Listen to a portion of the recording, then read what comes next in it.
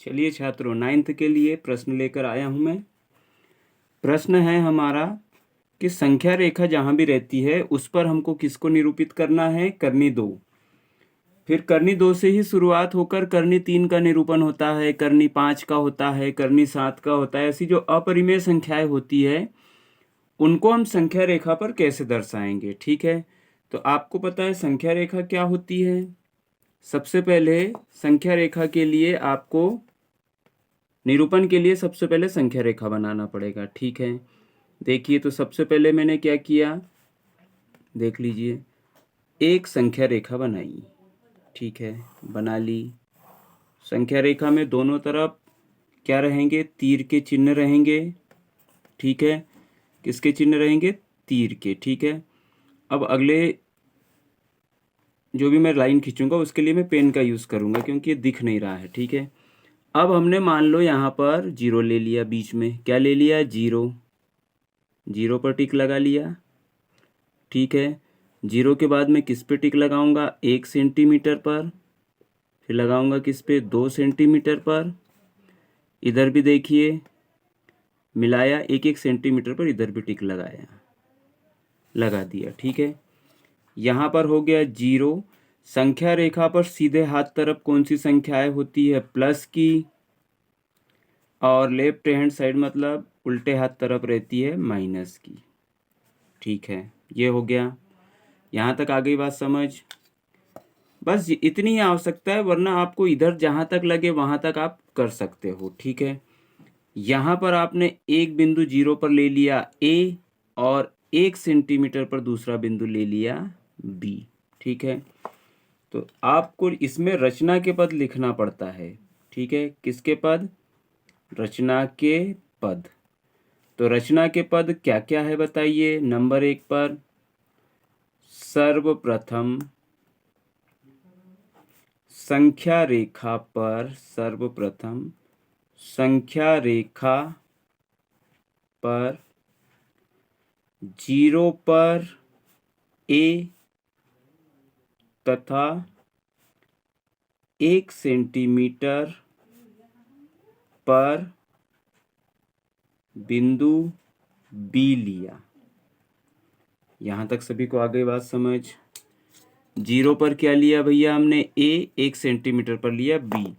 अब सबको पता है 90 डिग्री का कोण कैसा बनता है? एकदम स्ट्रेट, सीधा। तो अब हमने ये देखिए, ये जो बी लिया है ना, ये बिंदु, इससे 1 सेंटीमीटर ऊपर बिल्कुल 90 का कोण बनाते हमने, 90 का कोण बनाता एक बिंदु ले लिया सी, ले लिया। अब देखिए, ओ से ये ए से बी भी कितना है? 1 सेंटीमीटर, और 1 से मतलब ये बी से सी भी कितना है? 1 सेंटीमीटर।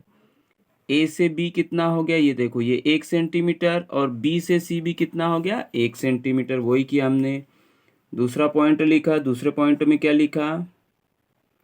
अब बी से समकोण पर, समकोण पर 1 सेंटीमीटर दूरी पर, 1 सेंटीमीटर दूरी पर बिंदु सी लिया, ले लिया, तथा सी से ए को मिलाया। सी से किसको मिला दिया? ए को मिला दिया। देखो, सी से आपको किसके मिलाने की बात चल रही है? ए को मिला दिया। अब देखिए, आपको एक त्रिभुज दिख रहा है, ए बी सी त्रिभुज प्राप्त हुआ। इसमें ए बी का मान कितना है? 1 सेंटीमीटर। बी सी का मान कितना है? 1 सेंटीमीटर। ये कोण कितने का? 90 का। ठीक है, तो आपको पता है कि जब किसी भी त्रिभुज का एक कोण 90 अंश होता है तो उसको हम क्या बोलते हैं? ये देखिए, बिल्कुल सीधा है, उसको बोलते हैं समकोण त्रिभुज। तो जब भी समकोण त्रिभुज में दो भुजाओं का मान दिया हो, तीसरी का मान ज्ञात करना हो, तो हम लगाते हैं पाइथागोरस प्रमेय। ठीक है, वही लिखा। इस प्रकार प्राप्त त्रिभुज में पाइथागोरस प्रमेय से, क्या है पाइथागोरस प्रमेय बोलिए? कर्ण का वर्ग बराबरी से लंब का वर्ग धन आधार का वर्ग। ठीक, कर्ण आपको पता है 90 अंश के सामने वाली भुजा, ये तिरछी वाली क्या कहलाती? कर्ण। इसका नाम क्या है? ए और सी, तो इसका नाम लिखा, बोलो AC का वर्ग। लंब जो सीधी ऊपर गई है क्या नाम है? BC का वर्ग। धन आधार नीचे वाली AB का वर्ग। हो गया। चलिए आगे बढ़ गए। मान रखो AC वर्ग का मान तो कुछ है नहीं, BC का मान आपके पास कितना है? बोलो 1 का वर्ग। धन AB का मान भी कितना है? 1। जब सॉल्व किया AC स्क्वायर सेम रहेगा, और 1 का गुना 1 में 2 बार। यहाँ बच्चे 1 का गुना 2 में कर देते, गलत है। 1 का गुना 1 में जितनी घात है उतने बार, तो कितना हो गया? 1 एकम 1। यहाँ भी वही हुआ, 1 एकम 1। तो सॉल्व होने पर ये कितना आया? 1। सॉल्व होने पर ये कितना आया? 1। 1 और 1 कितना हो गया? ये हो गया 2। ठीक, मिल गया। वर्ग का जब पक्षांतर होता है तो वर्ग की बनती है करनी। AC आ गया करनी 2। मतलब ये जो भुजा आपकी है ये कितनी मिल गई आपको? करनी 2। ठीक, लेकिन आपने तो इधर बता दिया, उनने आपको बोला था कि संख्या रेखा पर, मतलब इस रेखा पर बताइए करनी 2 कहाँ है। कोई बात नहीं, अब हमने लाया प्रकार, और क्या देखिए क्या किया? O पर प्रकार की नोक, यानी A पर, और C पर पेंसिल की नोक, ऐसा रखा और बढ़िया एक चाप काट दिया। चाप काटा, देखो त्रिज्या कितनी ली है आपने? A और C त्रिज्या ली है, और इसी से A पर प्रकार की नोक रखकर चाप काटा। तो देखो ये त्रिज्या AC लेने के चक्कर में वास्तव में आपने त्रिज्या ले ली है करनी 2 की, और जब उसको चाप काटा तो वह जो है इस संख्या रेखा को यहां पर काटा, यही मान है आपका कौन सा? करनी 2। ठीक है, एक पॉइंट वही बचा था, वो लिख देते हैं हम। ठीक है, अगला पॉइंट क्या हो जाएगा? तीसरा, अब A से AC त्रिज्या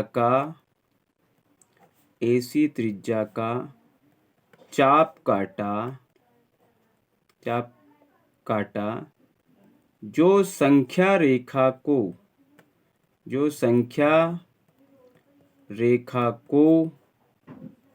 करनी 2 पर काटेगा। बस देख लीजिए फिर से एक बार, क्या था प्रश्न? संख्या रेखा पर करनी 2 का निर्धारण। तो हमने सबसे पहले संख्या रेखा बनाई, 0 1 2, इधर भी लिया, इधर ऋण के इधर धन के। ठीक है, अगली स्टेप में देखिए, 0 से 0 पर लिया A, 1 सेंटीमीटर पर लिया B, और B से ही 1 सेंटीमीटर पर हमने और बिंदु C लिया, बिल्कुल सीधे पर। C से A को मिलाया, एक समकोण त्रिभुज बन गया। समकोण त्रिभुज में जब भी 2 भुजाओं का मान दिया हो, तीसरी का ज्ञात करना हो, तो हम लगाते पाइथागोरस प्रमेय। ये रहा कर्ण का वर्ग, लंब का वर्ग, धन आधार का। जब पाइथागोरस प्रमेय लगाया तो AC का कोई मान नहीं था, BC का 1 था, AB का 1, उनका वर्ग किया तो 1 और 1 आया। ठीक, जब उनको जोड़ा तो 1 और 1 2, और वर्ग का किया पक्षांतर तो आ गया करनी 2। अब हमने क्या किया? A से AC त्रिज्या का चाप काटा जो संख्या रेखा को करनी 2 पर काटेगा। सीधी सी बात है। देखिए A पर हमने प्रकार की नोक रखी और C पर पेंसिल की, और ये देखिए ये चाप आपको यहाँ जो काटा है यही क्या है आपका? करनी 2 का निर्धारण। धन्यवाद।